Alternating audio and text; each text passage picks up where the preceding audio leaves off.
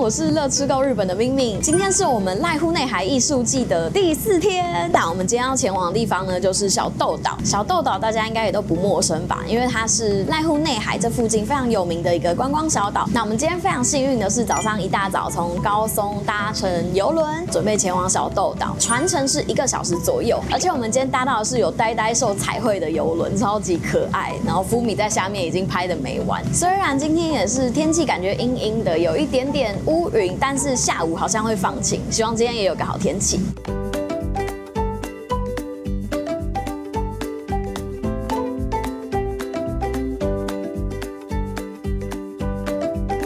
嗨，大家早安！我是乐吃够日本的咪咪，我是乐吃够日本的福米。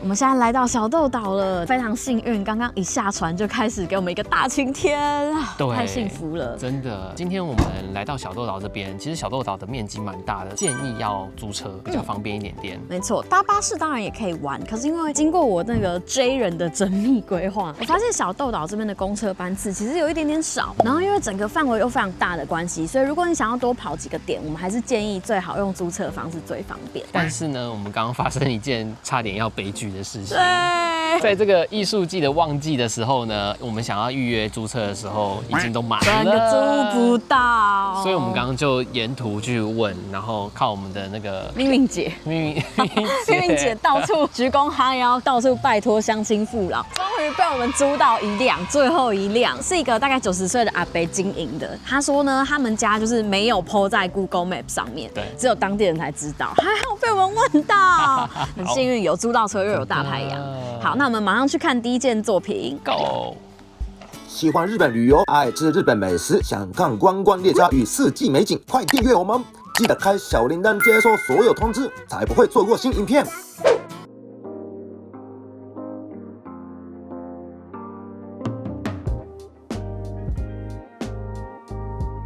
好，那我们刚刚已经看完今天的第一个作品了，就是在我身后的这一个看起来像是一个古老仓库的古民家里面，它的位置呢是在小豆岛的肥土山这个区域。这个作品呢叫做《消失在黄金之海的船只》。我觉得我们刚刚一走进去就有深吸一口气，就是有受到冲击，因为它外观看起来就是这种很温温的一个古民家，但是走进去呢，很像走到一个黄金洞窟里面，因为它里面整个空间都是用黄金打造而成的。刚刚福米也讲说，他觉得很像是走进一个亚洲世界的海盗的宝窟里面。一走进去呢，会看到其实有一大部分的地面都是水，那它是在中间做了一个挖空，让你可以进去观赏。四面八方呢，它用了非常多，我觉得带有一点宗教意味的一些素材，包括像是羽毛啊，还有龙啊、贝壳啊，这些都很像是奇异世界里面会出现的东西，但是它把它全部漆成金黄色，所以你走进去会觉得好像来到一个异世界，或是来到一个黄金的龙宫城这样子的感觉。除此之外呢，它还有一些人偶的雕像，这些雕像呢眼神会发出雷射光，所以真的让人感觉非常的奇幻。但是一走出来呢，又可以马上看到小豆岛风光明媚的景色，尤其是在这一条路的远端，就是有坐镇在此的小豆岛大观音。一出来会突然觉得，好像又回到一个和平的世界。我觉得这种内心的冲击感我非常的喜欢，还好有来。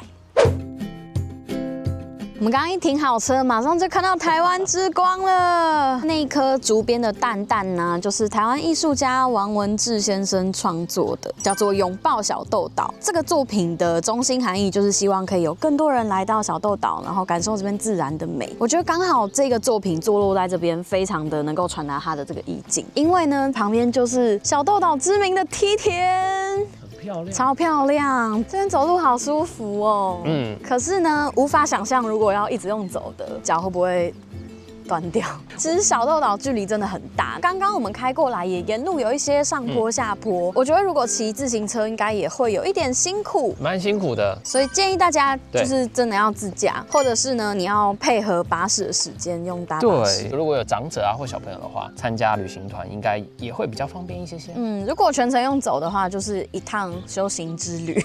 现在要前往拥抱小豆岛这个作品，有一个很像通往田园的门，要自己打开。福米解锁成功，噔噔噔噔噔，天气好好哦，而且有很多鸟叫声，好好听哦，真的。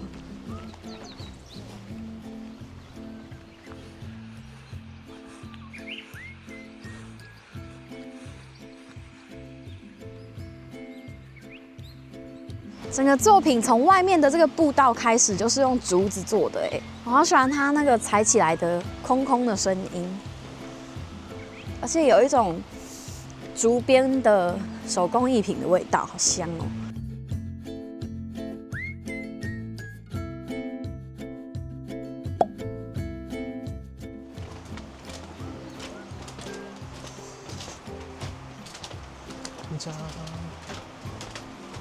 我觉得不愧是出生于台湾的艺术家，使用台湾的竹子来竹编成这个球，看得很感动，有点像看到大乌根的感觉。我觉得里面很像是一种无感的享受，因为它其实除了触觉冰冰凉凉的，可以感受到那种竹子很自然的触感以外，还可以闻到竹子的香味。然后除此之外呢，你的耳朵又可以听到这边当地的鸟叫，还有旁边溪水那种流水的声音。然后这个拥抱小豆岛啊，它其实里面有一个区域是可以让你脱鞋子进去坐下或是躺下的，我觉得那边也非常疗愈。我刚刚也在那边躺了一阵子，然后你往上看就可以看到阳光洒进来，从那个竹子的缝隙里面透出一点一点的光斑，真的超级美。所以我觉得在里面真的是会疗愈身心，有一种心灵被洗涤的感觉，非常非常的感动。没错，而且在那个平台上也还有放一本艺术家的书，然后大家可以在后面呢留下自己的感想啊等等。我们刚刚稍微翻一下，发现有蛮多台湾人来，然后就留下一些看起来蛮感动的话。我觉得大家如果来也可以稍微看一下，写下自己的当下的感动。很多人都写说在里面可以待坐2个小时、3小时，在里面完全放空哦。我觉得真的可以，我也好想要。是我已经想要吃竹筒饭了。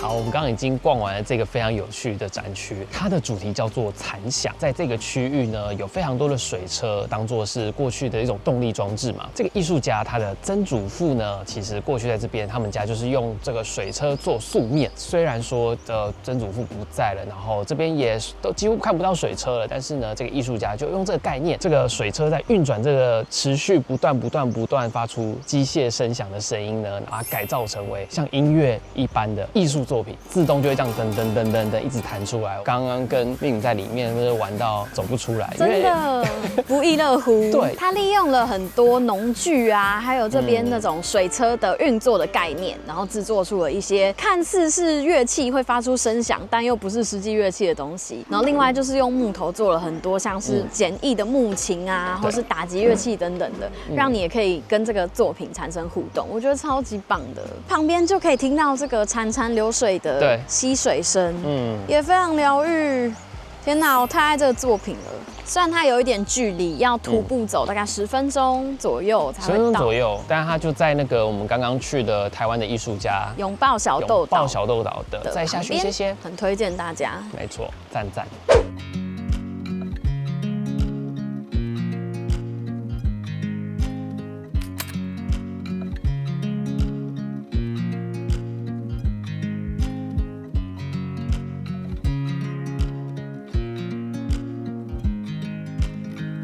我们现在来到这个地方叫做小豆岛橄榄纪念公园。之前有拍过一支影片，有介绍过，大家可以去复习一下。但因为上次没有我嘛，所以我这次也就请学姐带我来玩一下，让你出镜一下。首先看到这个是橄榄色的邮筒，象征幸福跟和平的邮筒。如果能在这边寄信的话，就会得到幸福。2年前我就在这边寄了一封信，寄到我台湾的家里。现在呢，不知道那封信跑去哪了。那再寄一次啊？好，等再寄一次。我觉得这个小豆岛橄榄公园是我日本大概最喜欢的景点，有近前10名哎。哇，这么厉害哦！因为我很喜欢这边的氛围，就是很梦幻，有点童话感，超美的，我超喜欢这边。这边还有一个非常知名的景点，就是大风车可以在这边拍美女宅急便的扫把照，因为那个风车它其实在比较后面的地方，所以我们Gumi现在就骑扫把过去。3、2、1。Go！ 沿路都是橄榄树，大家知道为什么小豆岛这么多橄榄吗？不知道。它其实是日本首次成功栽种橄榄的地方，所所以叫做橄榄之岛。到处都可以看到橄榄树，也有卖很多橄榄相关的制品。今天天气真的很好。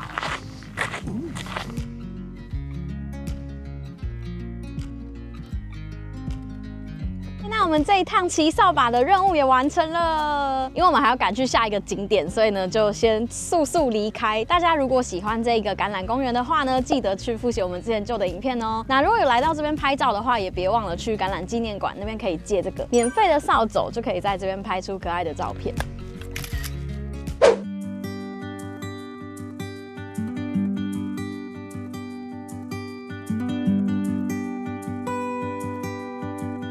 终于到了午餐时间了，肚子已经饿扁扁了。饿扁扁了。但我们刚刚呢，就是要去板手的路上呢，我们就经过一家非常漂亮的餐厅啊。那这家餐厅它厉害是什么地方呢？一进来之后，哇，直接就是无敌海景哎！没错，这真的是一间超美的海景咖啡厅。然后这一家餐厅的名字呢，就叫 Season。它其实是改造于原本是素面的工厂，它用了非常多这种木头制的家具啊，然后还有绿色盆栽。而且我觉得它室内装潢会这么漂亮的原因，就是因为它的老板其实就是一位建筑师，而且他们店里的厨师呢，其实也都是小豆岛的当地居民。他们选用了非常多小豆岛当地的食材来制作料理，一进店就闻到那个浓郁的食物的香味，真的是好饿。然后现在我们刚刚各点了一份餐点，我点的这个呢是当地有一家叫做 Yamaroku 的酱油工厂，用他们家的酱油去做的酱油炸鸡，还有加上一些小豆岛当地的蔬菜，看起来超好吃。好，我的这一盘也是有非常多的蔬菜，我点的呢就是小豆岛蔬菜咖喱。除了蔬菜之外呢，牛肉也很厉害哦，它里面的牛呢是吃橄榄长大的。它是使用小豆岛的 Olive Gyu， 就是橄榄牛，是小豆岛这边的黑毛和牛的品种，所以应该是厉害的。我觉得来濑户内艺术季每天要走好多路，然后我随时随地都很饿，尤其是有一些岛上的店家没有那么丰富。对，今天我们到小豆岛，觉得它的饮食店选择还蛮多的，可是呢比较常会有礼拜三、礼拜四休店的状况，所以大家可能要留意一下。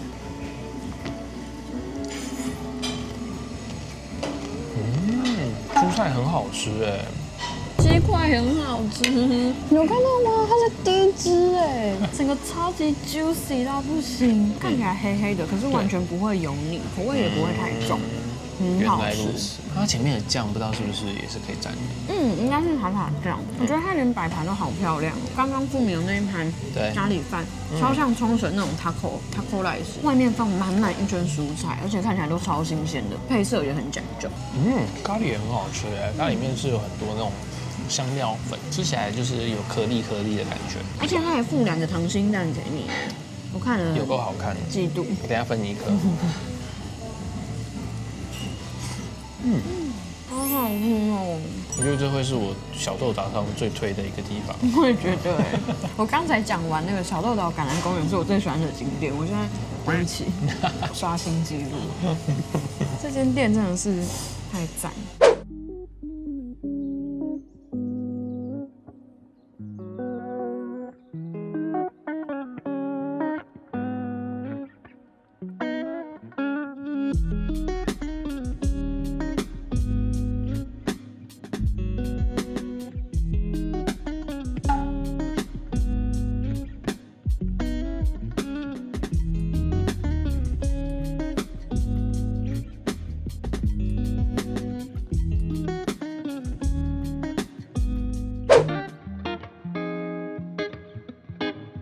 我们现在开车来到了小豆岛靠近东南边的板手港，然后这边也有2件装置艺术的作品，远远就看到，对啊，非常的浮夸，很浮夸哎，很像那个 disco 那个舞池会有一颗那个水晶球，噔噔，帅，好帅哦，像什么魔物？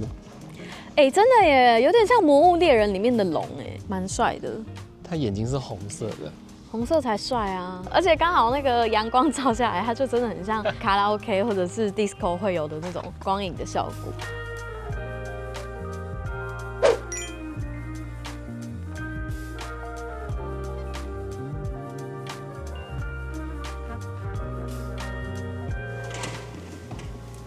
看到了，太空猫咪，好可爱哟！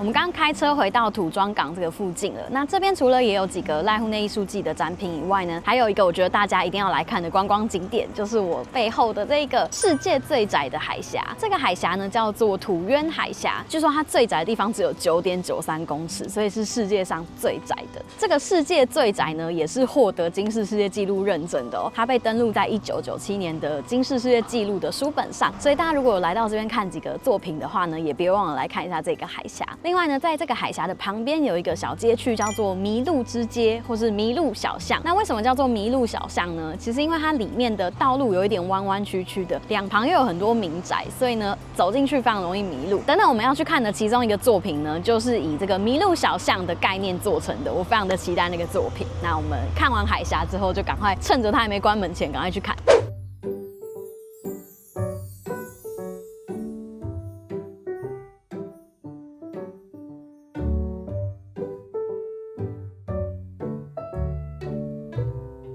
有一个浴缸，这个我应该进不去。我也觉得你好像进不来。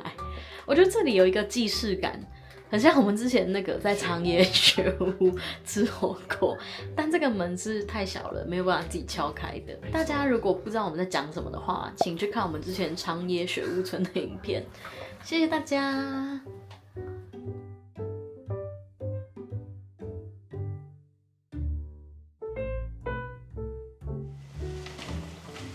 我好想要住在这哦，感觉每个地方都可以躺下来。对，而且这也很像吉考啊会住的房子。而且它要保留一些就是原本的装饰，比如说这种木板的东西啊。对呀，这一间很大，夫米来这一间。好，这间你可以站直，好漂亮哦。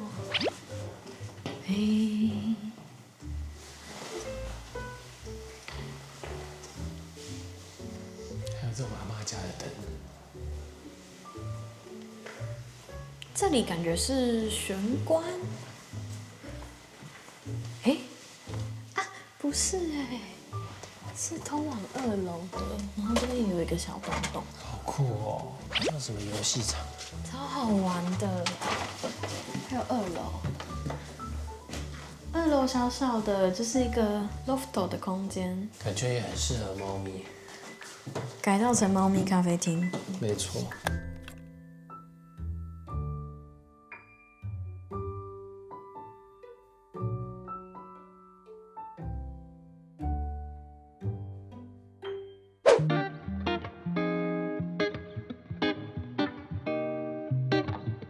刚刚看完这个叫做 Umi no Utsuwa 的作品了，然后呢，它是在一个非常大的仓库里面。这个仓库呢，里面一进去乌漆嘛黑，什么都看不到，但是有一艘蓝色的船，这艘船是会发光的船，那外面是用有一点像是 LED 细细的灯管那种东西编制而成的。这一开始我原本以为只能看而已，没想到竟然可以躺上那个船去体验。实际在里面体验的时候呢，你就会感觉到那艘船真的很像在海上一样，因为它会微微的晃动，旁边又有那个蓝色的光线，很像大海的反光，再加上它的整个展场里面有播放海浪的声音，还有白噪音，有一种很接近死亡的感觉，很像你孤身一个人自己漂流在海上，然后有一种很孤单但是又很平静的一种很冲突的感受，非常独特的体验。我觉得那画面跟那个少年拍躺在船上，然后夜晚海里面有那个荧光，就是蓝色发亮的时候，那种感觉有一点像，有一点像，非常的奇幻，很漂亮，但又有一点不知道有一种很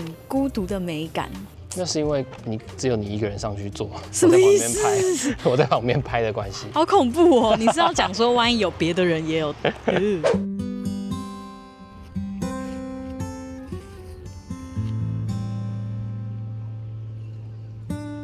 好，我们今天小豆岛的行程结束了。接下来呢，虽然这个不是濑户内艺术季的展品之一，但是是小豆岛非常重要的景点，那就是后面这个天使的散步道。那之前我跟妮娜也有来过一次，这边我觉得非常的浪漫，因为它每天呢会有2次的时间，就是退潮的时候海水会散开，那露出中间这一条沙作的道路。据说这边有一个传闻，就是如果你跟你最重要的人一起手牵手走过这一条沙路的话，到了对岸的那个小岛上，你们的愿望就可以实现。那大家相不相信呢？可以在下面留言跟我们分享。那我们今天小豆岛之旅就到这边结束，明天我们还会再去女木岛，所以我们就准备要去搭回程的邮轮。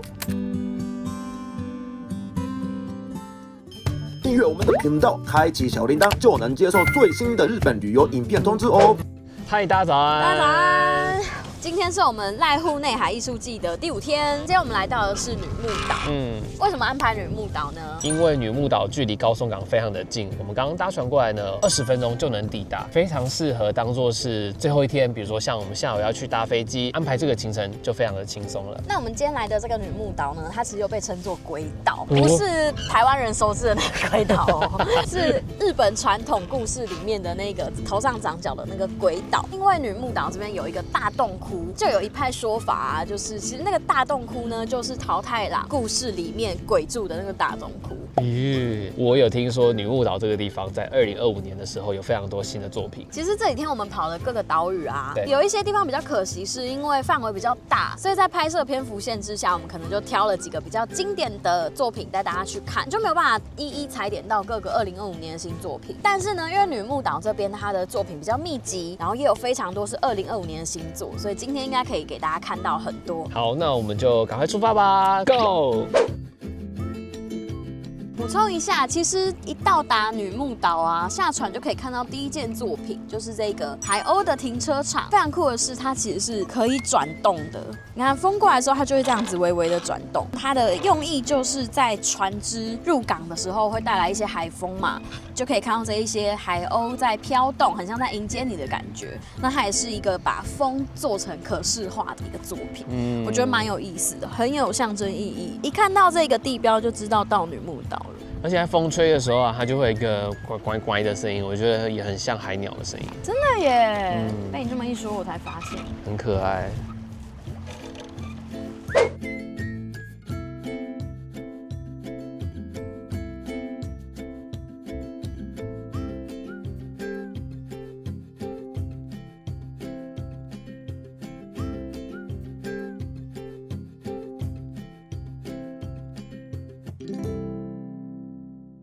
岛中的小店企划也是女木岛的展出亮点之一。整个场地是由旧民宿寿庄改造而成，打造成各种不同业态的艺术空间，将真实存在的行业与超现实的创意巧妙融合。像是玻璃制成的渔具店、2D 插画风格的服饰店，甚至是日式旅馆常见的桌球桌，也被改造成缤纷又俏皮的装置艺术。这里也有不少2025年的新作进驻，像是这间修校书店，呈现出女木岛因人口外移而面临的现实困境。岛上唯一一座小学休校后，小学生只剩下1位，营造出一种孤单又真实的情境。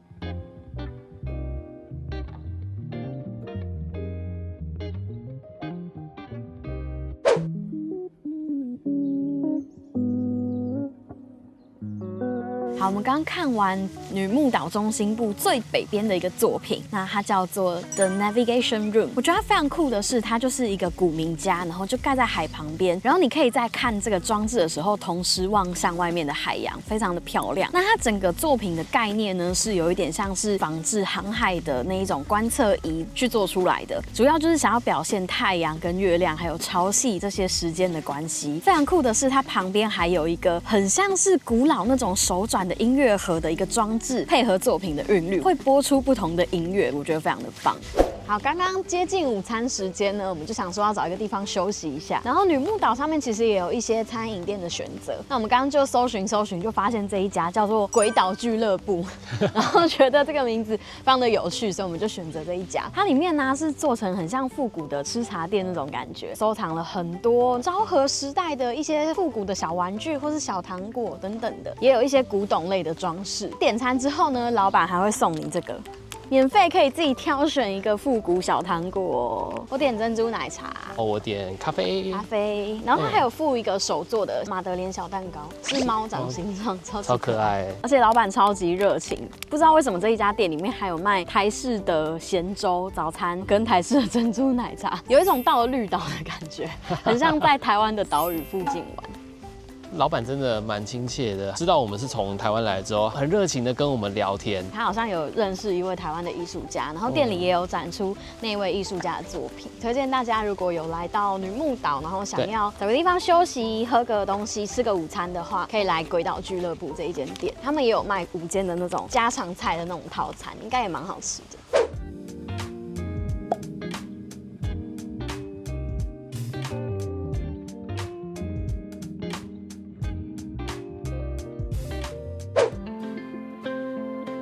好，我们已经玩完我们第5天的女木岛的行程，现在回到高松港了，准备要去搭飞机回东京了，有一种回到人世间的感觉。其实他把这个艺术季办在这些岛屿上面，我觉得有一种遗世独立的感觉。真的有，让你可以更进入艺术家想要传达给你的那个空间跟那个想象的感觉。每个岛都有自己独特的氛围。其实老实说，我们这5天每天去不同岛嘛，我觉得每天的心境都不太一样。整个濑户内艺术季给我的感觉，我最大的感触就是我会重新思考人类跟自然跟艺术之间的关系。很多作品其实都是跟这些东西有呼应，比如说你可能可以边看到作品边看到海，在看作品的同时可以感受到海浪或是自然的声音，有一种远离都市，然后会重新去思考可能原始的人类是怎么看待这个世界，跟怎么样在这个大自然当中创作出艺术。我觉得这一点让我很感动。我觉得啦，有一个部分蛮好的，就是除了游客是来自世界各地之外呢，这些创作者也都是